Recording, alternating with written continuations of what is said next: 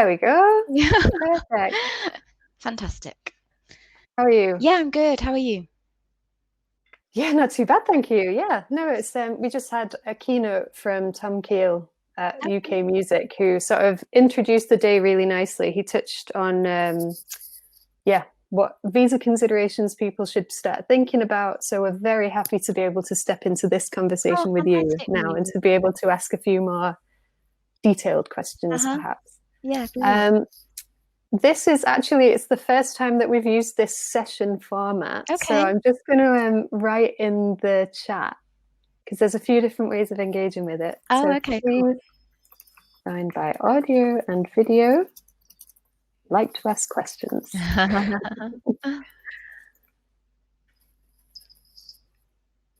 All right, perfect. Yeah, so as I mentioned, Tom's just given us a really nice overview of the kind of things that we need to start thinking about. So just to run through how I think this session could best work, Yeah. if we are recording this, just so everybody is aware, and we'd like to make this available on our website after this so that everyone can access the very valuable tips that Gemma's going to be sharing with us today. So please feel free to either join by audio and video if you have a question that you'd like to ask in person on screen, or if not, we've got a sessions chat on the right-hand side. So please feel free to add questions in there, and we will also look through everything that we've got raised in that section too. So I would like to get this started by just asking, what do we know of the rules so far for Nordic artists entering the UK to perform 2021 onwards? Because they are going to change, as we've just been told in the previous keynote. So we've previously had free travel, free access between the Nordic region and the UK. So what should artists be expecting post-Brexit? Yeah, okay. So there's going to be a lot of changes coming into force from the 1st of January 2021. Essentially, from the 1st of January, all kind of European nationals coming to the UK, including artists, will need to comply with our domestic immigration law as opposed to our EU immigration law. Obviously, as an immigration lawyer, I would advise that anyone who has previously been to the UK and who has commenced a period of residence in the UK, you may be eligible to apply for something that's called pre-settled status under our EU settlement scheme. This is a visa that's valid for 5 years, and obviously it would cover anyone kind of coming to the UK post the end of the transition period in January 2021. So it's kind of a longer term visa. It would lead to indefinite leave to remain, but obviously that's based on continuous residence in the UK. But it's quite helpful, even if for those coming to the UK for just kind of once per year, it's a helpful visa to have, and it would cover you for 5 years. So I think it's quite a good place to start. Obviously, I understand that there are people who may not want to get this 5-year visa or may not have been to the UK previously, so prior to 31st of December 2020. And for those, you'd be looking at probably a visit visa to come to the UK for a limited period of time. Now, it's been widely kind of published in the UK that EU nationals coming to the UK after the 31st of December won't necessarily need to apply for a visa to travel to the UK. You would be able to apply kind of at the border. You'd be able to use the e-passport gates in order to gain entry to the UK. If, however, you're undertaking something that's called a permitted paid engagement, you cannot use the passport gates. If you are kind of coming to the UK to undertake something that we'd reference as a permitted activity, which would generally cover kind of any performances and things like that in the UK, you should be fine to use the gates in order to gain entry. Visit visas generally valid for 6 months, but could be for only 1 month if it is a permitted paid engagement. And generally, I'd advise visitors coming to the UK to only limit time in the UK to up to 6 months in any 12-month period, just because a visit visa is not for those who are coming to the UK for extended periods of time. That's the visit route in a nutshell. I know that quite a lot of creative workers, so musicians as well, may be able to benefit from another category of the rules called Tier 5. Again, it's more longer term, so would enable you to travel to the UK for up to 12 months, but it requires sponsorship. So you'd need kind of an offer from someone, an organisation in the UK who'd be able to sponsor that kind of visa for you. So that's quite similar to the US-Canada situation at the minute, right? With the sponsorship. Maybe. I only deal with UK immigration law. Okay. So I don't know. Let's not complicate this any further. I'm afraid. It may be. I mean, it does already exist, the Tier 5 category, or T5 as it is now. It does already exist, but obviously it requires sponsorship. So I've dealt with it was this kind of like opera singers, you know, who are coming to the UK for like a long period of time. So they perhaps need to be here for more than 6 months to take part in like a staging of an event in the UK or something like that. But it's for someone who would be required here for longer than that 6 month kind of visit option. Yeah, sure. Can I just pick up on what you said about the permitted paid engagements? Yeah. What would sort of fall into that category? Sure. So there are two kind of avenues. There are permitted activities that kind of every visitor to the UK can undertake, and then there are certain permitted paid engagements. So we're quite strict in terms of payment for activities that are undertaken in the UK. So quite a lot of relevance is placed on kind of who's paying for the activity, but the permitted paid engagements would generally be if the individual is invited by a UK-based creative organisation, an agent, or a broadcaster. So someone based in the UK who's inviting them for a specific paid event, and in that case they wouldn't necessarily be able to undertake those activities under the standard visit route. It kind of all depends on the specific activity that's being undertaken and who's paying for the activity, but kind of the majority of performances and things like that, that would be a permitted activity that a standard visitor coming for up to 6 months can do. Okay. Excellent. Okay, I think this is all making sense. Hopefully, our immigration system it is quite confusing, but yeah, kind of my advice would be that the majority of any kind of performances for a musician, or perhaps kind of what their wider party coming to the UK for, that would generally be covered under the standard visit route, unless kind of there's an invitation from a UK-based organisation for a specific paid event, in which case we may be going down the permitted paid activity route, which should still be straightforward.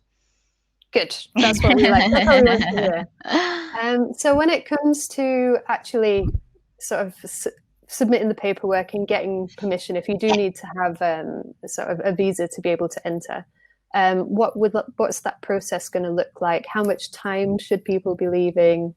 What sort of costs should we anticipate? Yeah, so the large majority of visitors, I'd imagine, would just come under the standard visit and the permitted activity that a creative migrant can undertake in the UK. Those individuals would simply be able to travel to the UK, go through a passport gate, and would be granted kind of the 6 months leave to enter automatically. Those who are doing a permitted paid engagement, so coming for a kind of a short period, a specific engagement of no more than a month, couldn't use the passport gates, like I said earlier, and would need to go to a border official. There's nothing really, no application that needs to be done before they come to the UK, but they would need to travel with documents about kind of that engagement that they're undertaking, so perhaps a letter of invitation or something like that. You can also apply for a visit visa before you travel. So I'd generally advise this if there was a potential problem. So if someone had breached immigration laws in the past, if they had a criminal conviction or something like that, something which potentially could cause a problem at the border, for those I'd advise that they apply for a visit visa before traveling. And it just means that you can get everything sorted before you travel, and you've got that visa in your passport for when you get here. Yeah, brilliant. Okay. In terms of, I think you asked about cost as well. Those who are arriving in the UK, there's no cost if you're applying at the border, whether that's kind of for a permitted paid engagement or a permitted activity, so the standard visit visa option. Those who are applying for a visit visa beforehand, it'd be £95. It'd be an online application that needs to be supported by various documents about the visit and things like that, and they'd all generally be uploaded to an online portal. Okay. And where would we go to access that? Is there going to be one particular link or? Yes, so on the UKVI website, there's a visit page. I can share it later on if you want. Yeah, that would be excellent. I think what I will do once our conference here is finished is I'm going to sit back and listen to this conversation again and just write down some of the links and some of the information so that we've got some sure. clear and then pointers. if you need any kind of further guidance about anything that I've talked about, just let me know and I'll perhaps draw something up for you. Perfect. Thank you so much. No problem. Just as a reminder to everybody that's watching, if you do have any questions for Gemma, then please either pop into the chat with us or write them in the question section on the right hand side. This is your time to ask all of your burning questions about visas. And we have a question from Krista just here. So do you happen to know yet that when you're applying for the visas tiers, do you already need to know the exact dates and the tour? So the exact date and where the tour is going to go, so which cities, because at least for the A1 forms, you need to already know the dates. So is A1 the US forms? Is that what that's? I think it must be, yeah. Okay. You will need to know what you're doing, yes. We do have an option, we have various permit-free festivals that are specified in our immigration rules. So artists coming to perform at those, you just get an invitation letter from there to show at the border when you arrive to the UK. But yeah, you should have an idea of what you're doing. My advice would be, you could be questioned by a border official whether you're just, coming as a standard visitor. So my advice would always be to come prepared, know what you're doing. Obviously, if your plans change when you come to the UK, I don't necessarily think that would be a problem. But I'd always suggest to have an idea of what you're doing in the UK. Obviously, the standard visit visa, it would cover 6 months. So as long as you're doing an activity that is permitted as a visitor during that period of time, you should be fine. Yeah, I think this is one of the biggest things that we as an industry are going to have to get used to now, is the fact that before we could get a phone call about a show in Germany tomorrow and we could book a flight and we could go and we could do it. Whereas now I think we are going to have to be much more clear and structured when it comes to both promoting our own events and artists when it comes to traveling over for our events, and just making sure that they have all of the relevant paperwork available and that everything is just clear, noted. No, I agree. I mean, the Home Office have repeatedly said, it's going to be straightforward. You'll be able to use our e-passport gates. But I think that as visitors coming to the UK, you just have to think about exactly what you're doing, because the UK authorities are very, very strict about what activities a visitor can undertake in the UK. So whether that's accepted and is permitted is going to depend on on the route and the specific activities that visitor is going to be undertaking in the UK. So you're going to have to think about what they're doing. Is that covered by a standard visit visa? Are they okay to just go through the e-gates, or do they need to go and get that permitted paid engagement? I mean, like I said before, my advice is that I think the majority of things would come under the standard visit route. So you'd just be able to go through the e-gates and be fine. That's going to cover performances and things like that. But anything that's a permitted paid engagement just requires you to go to that border official first. Yes, and just before I say hi to Marie, I'm just going to mention that as someone that does travel with bands quite frequently as well, we do have instances every time we travel of artists going through airports with guitar cases and with lots of equipment as they're getting off the plane.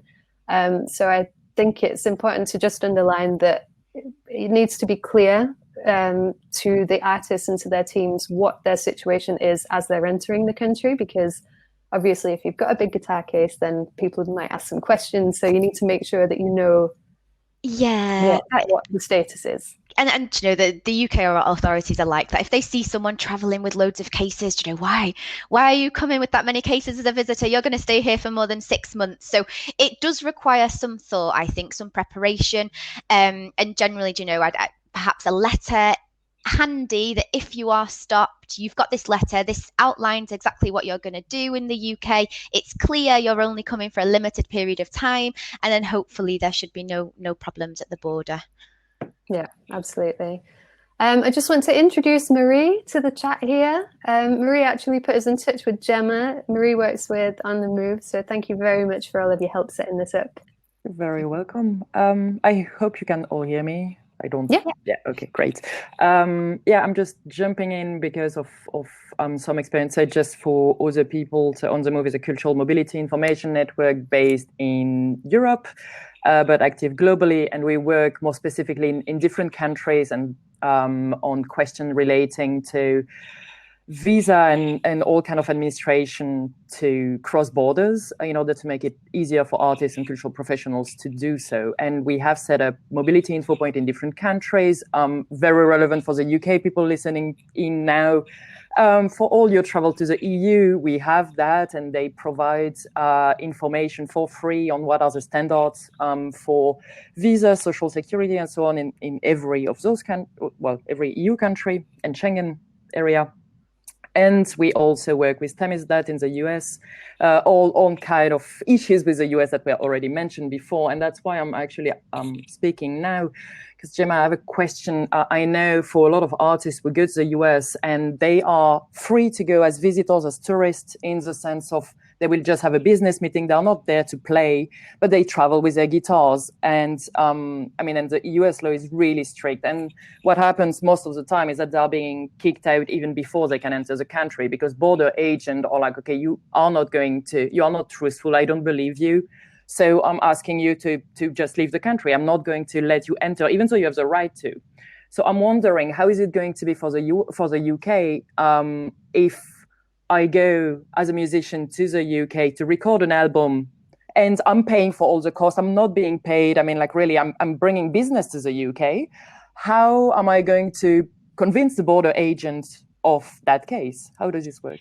Yeah, so we are quite strict, and I imagine we are quite similar to the US, and quite a lot of it does come down to genuineness, and we place a very big kind of emphasis on, what is who is genuine, who is being genuine, and it's often quite difficult to prove because, you've just had a long flight, you're tired, you're arriving, you say something you might not mean to say. It happened to me last year when I went to America. You're questioned and you're like, oh my goodness, I don't know. I'm an immigration lawyer. You do have to be genuine. Obviously, our border officials, I'd like to think that they are reasonable, and that they will listen to people who are arriving in the UK. I think that as an immigration lawyer, I'd always advise someone to come prepared. So like I mentioned earlier, getting the letter either from the organisation in the UK who's inviting you, or perhaps drawing something up yourself, just to explain this is what you're doing when you're in the UK. Obviously, you'll have your internet banking, so if you need to prove that you have access to sufficient funds, you can show that at the border. But for anyone who is very, very scared, there is that option of getting that visit visa before you travel. It's just an added thing to sort out before you travel. So I would stress that you can, in most cases, seek leave to enter upon arrival. If you are really worried, then perhaps going down the application route first, it gets that visa in the passport. But I don't think that would necessarily help, for someone who wants to come quite often. But I don't know, you could perhaps get a longer term visit visa in the future that would cover kind of future visits over several years or something like that. But yeah, that's an option, if you are very scared. But I think that in the majority of cases, as long as no one has any kind of suitability problems, so no criminal convictions or anything like that, just traveling with like an invitation letter, or like I said, a statement from yourself, just explaining exactly what you're going to do, you should hopefully be okay. Thank you. Thanks a lot. I have a lot of questions on that kind of register of things going to the worst. So I can keep them if we are silent for 20 minutes. I have plenty of those, but if other people want to ask more suitable questions, feel free to do so. I would actually just like to pick up on something that you said there, Gemma, because go on. When the new rules, just to throw a Dua Lipa quote in there, when everything was announced, there was this question about sufficient funds, which did freak a lot of people out, because some of the numbers that were being thrown around were just not numbers that are very realistic to up and coming musicians. So could you just explain a little bit more about what you meant about having sufficient funds available when you arrive in the country? Yes, so as a visitor, our government would expect the visitor to have sufficient money to enable them to support themselves during that visit and to cover the return flight cost. So it's difficult for me to give an exact figure. Obviously, it's going to depend on where you're staying. Are you staying in a 5-star hotel, or are you staying with a friend? How long are you staying? But kind of to have a balance in an account just to prove that you've got money available to you. You're not going to work illegally as a visitor to get money in the UK, and that you have enough money just to support yourself and get that return flight outside of the UK. I think what does help in a lot of cases as well is actually having a return flight ticket. When you arrive. I have seen people refuse leave to enter, even though they do have a return flight ticket. But I do think that helps to prove, you're only coming for this limited period of time. You're coming to do this specific activity, and you've even paid for your return flight already. Brilliant. Okay, thank you very much. So yeah, I can't. I'm sorry, but I can't give a specific. I can't say, oh, you need £1,000 in your account, because it all depends on. Exactly, but I think this is what sort of sparked up this conversation in the first place, because I think one publication somewhere wrote that a musician would have to have €3,000 in their account, and quite often we're dealing with sort of 20-year-old brand new musicians that don't have that level of money in their account. €30 in their account. But that really does clear it up. Yeah, so just in there to be able to feed yourself and house yourself and get home again. Yeah, I think that in the large majority of cases, you shouldn't actually have to provide any documents of this at the border. Like I said, as long as you get through that e-passport gate and you're doing an activity that is permitted, you should be fine. I think that there's likely to be more questions if you are having to go to that border official, to arrive as a permitted paid activity visitor. Then there's likely to be more question and more interrogation, I think.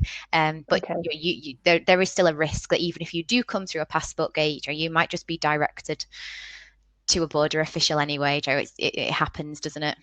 Yeah, it definitely does. Yeah. So just because I know that Marie's got some burning questions, but what I'm just going to say is, as we get to the end of the session, so we're going to end this session at about 12:15. So even though it will be asking you, Gemma, to repeat quite a few of the things that you've already said, it'd be nice to just go through a bit of a scenario at the end of the session. So just to make sure that we have 5 minutes to do that. But Marie, if you'd like to. Yes, I'm say more from experience dealing with artists suggesting stuff where you're like, no, don't do that, from a low perspective where like, no, this is going to be a mess. Just in order to prevent that, say a case that I would have as well is people will enter the country on true purposes of just meeting people, doing something that is permitted under free visa entry. So basically they don't have to apply for a visa and it's permitted and it's all legal. But during their stay, they are asked, oh, but could you perform at this concert and I will pay you £200, whatever. Is that possible? I suppose it depends who would be paying the individual? A UK, either person or organization. Who, sorry? A UK-based organization, festival, promoter. So we do have there are permitted kind of festivals that are specified in the immigration rules. So again, I think it's going to come down to who is offering to pay. Let me just get the rules up in front of me, and I'll go through kind of the activities that are definitely okay, and then you've got that down, haven't you? That would be really, really helpful. Thank you. Yeah, because I don't think, especially if you shift within your stay, what happens in a few countries that you actually have to leave the country to re-enter again, which in terms of financial terms doesn't make any sense, because basically you spend all your fee on traveling back and forth, and it's also not sustainable. So those come in as a standard 6-month permitted activities. They can give performances as an individual or as part of a group. They can take part in competitions or auditions. They can make personal appearances and take part in promotional activities, and they can take part in one or more cultural events or festivals on the list of permit-free festivals. So it does cover kind of a large kind of various activities.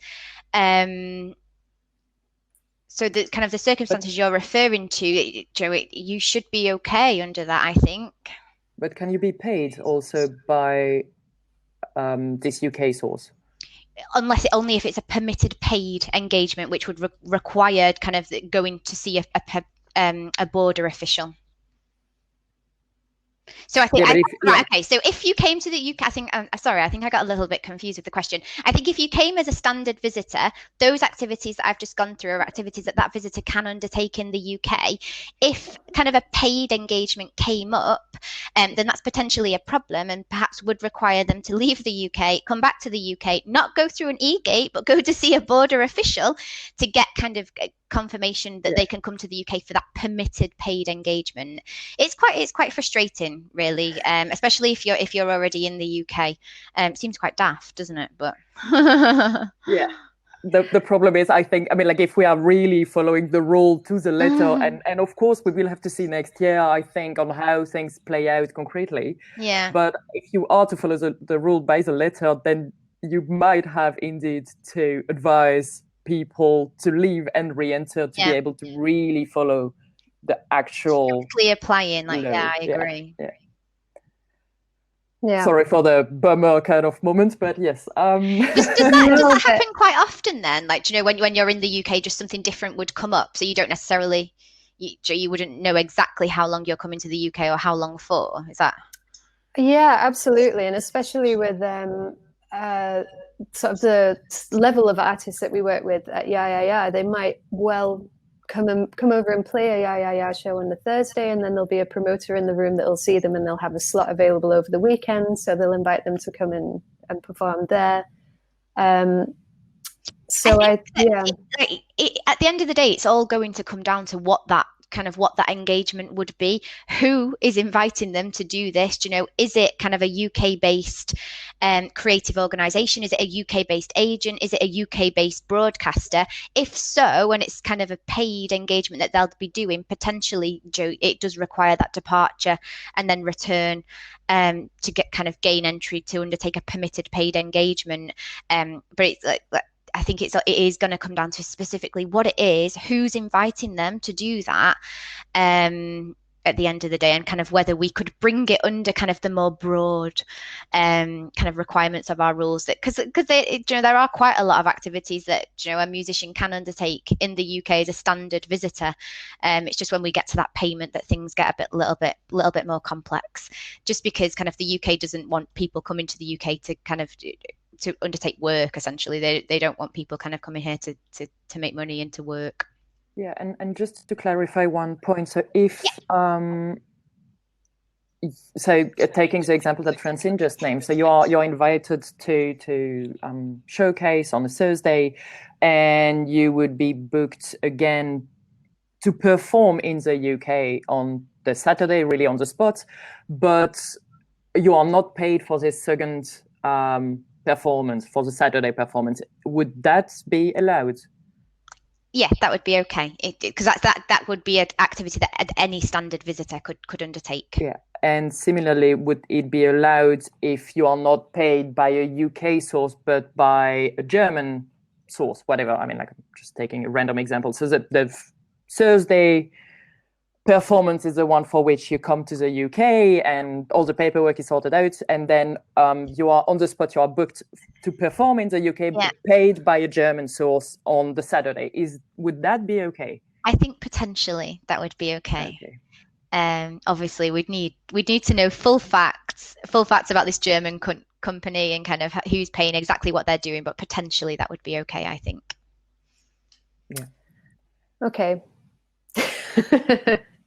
Sorry for the zooming into this. No, but I think don't it's really this rabbit hole really where it is. Yeah, not at all, Marie. I think it's Sorry. really important to ask these questions because, as I mentioned earlier, musicians are so used to having such fluid access to the UK and being able to be very spontaneous with the opportunities that they have or that they decide to take when they're in the country. So it is really important to ask these questions about what would be allowed, what would be permitted, and And I think kind of this, like the complexness of all kind of what you're asking as well, it kind of comes back to what I mentioned at the start. So like people who have already been to the UK prior to the 31st of December, you may be eligible to get pre-settled status, which would cover you for 5 years. So that's 5 years is quite a long period of time. You'd be able to come to the UK, and you could get paid in the UK. You know, it wouldn't require that departure. It doesn't matter. You'd be permitted to work here, permitted to undertake paid engagements.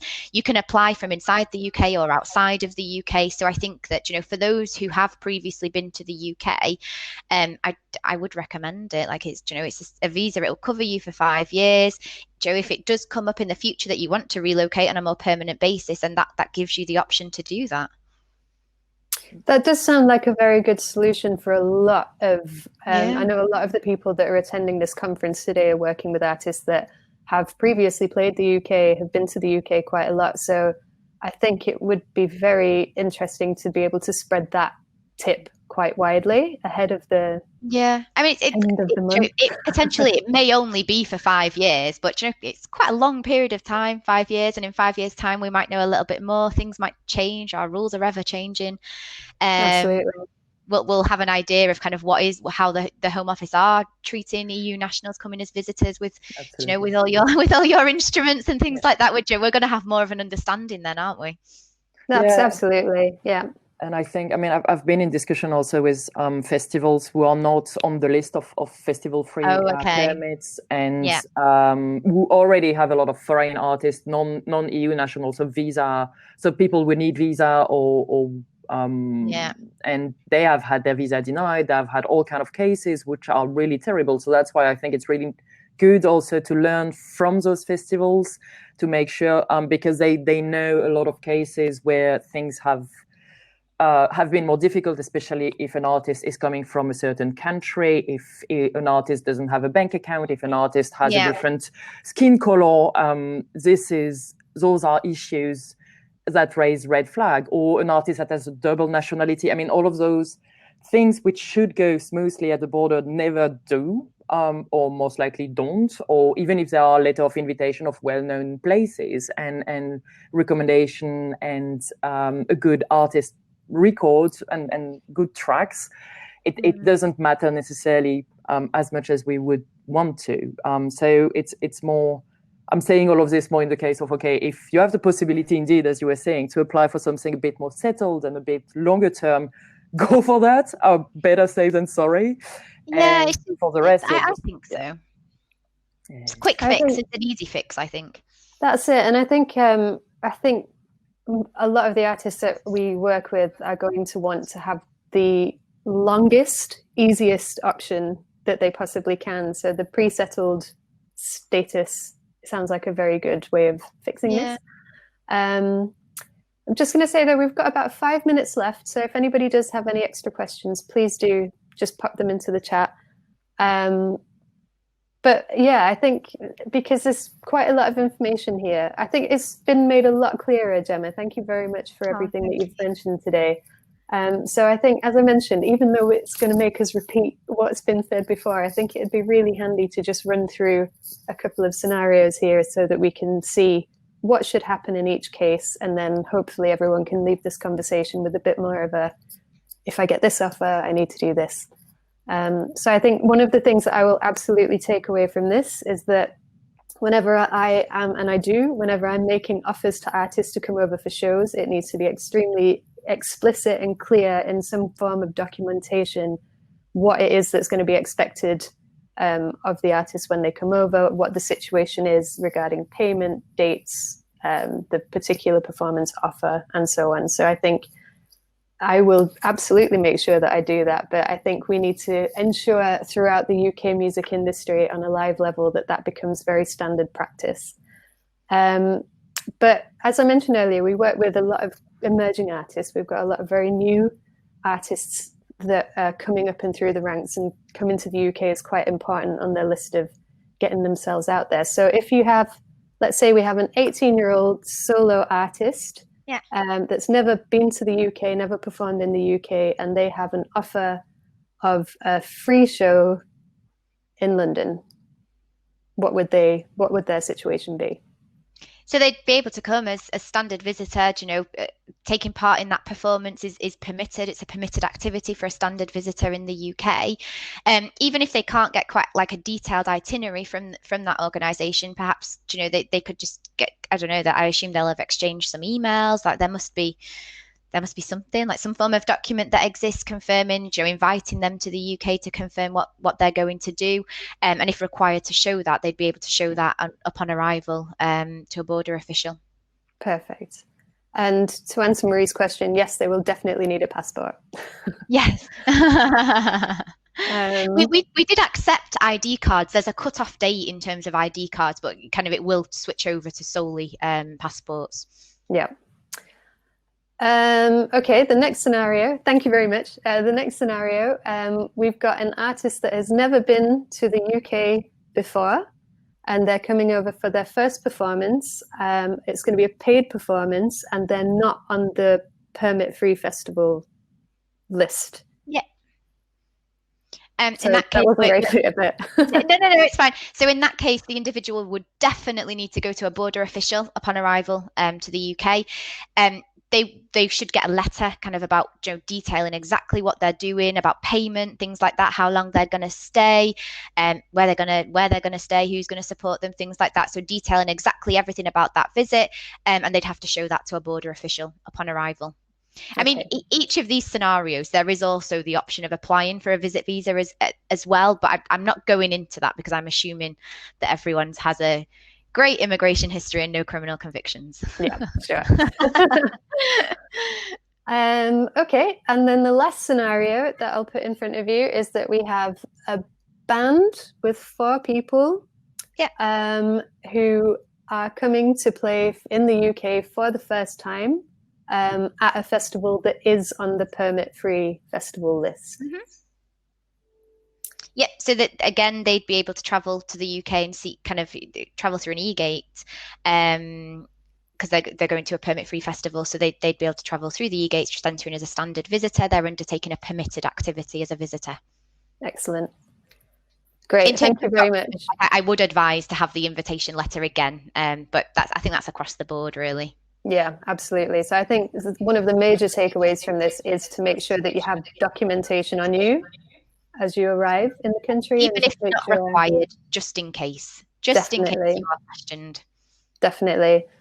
And also just to have a structured plan for when you're coming over to the UK. It would appear that we unfortunately aren't going to be able to be quite as spontaneous as we have been previously with show offers and things like that on the spot. Yeah. But I think a bit more forward planning, and we can deal with it. A bit of planning, just thinking about that visa. Is a visa required? What type of visa? Things like that. It's just things that kind of as organisers, people will have to consider in the UK. There was also in your email you mentioned about managers. Do you want me to cover that now? Yeah, that would be great. Yeah. So if I can just sort of put the question in front of you so everyone knows what we were chatting about. Managers often will just pop over and they'll have a meeting or two without their artists, and then they'll head back home the same evening. Are they still going to be able to do that in the way that they have become accustomed to? Yeah, so that'd be fine. Again, they'd just become as standard visitors. It's a permitted activity. They can attend meetings. They can sign and negotiate contracts if that's something that they'd be doing in the UK as well. So that's all permitted under the standard visit visa route. Fantastic. I think that's really helpful to have that cleared up because, again, it's just such common practice. So any disruption to it would have been a real pain. But that's great to know. Cool. Okay, well, we're going to wrap this session up. So thank you so much, Gemma, for taking the time to walk us through everything. It's really been helpful. What I might do is I might just chase you up afterwards for a couple of the links that you mentioned so that we can just have them available to everybody. I think what we'll be doing as well, as I've been kind of looking through your questions, I was drawing up like an article which we'll probably put on our website. So I'll send you a link to that as well, just in case anyone wants a little bit more information about what we've talked about. Brilliant. That'd be so helpful. Yeah. And again, just a big thank you to Marie, who was in the room with us earlier, for helping us to organise this session today. Hope everyone's found it useful. Right, so we're just to let everyone in the room know what's going on next, we're going to be heading back to the main stage. We've got a UK market overview coming from Chris Cook in about 10 minutes. So we'll see you over there. Thanks again, Gemma. Thank you. Bye. Bye.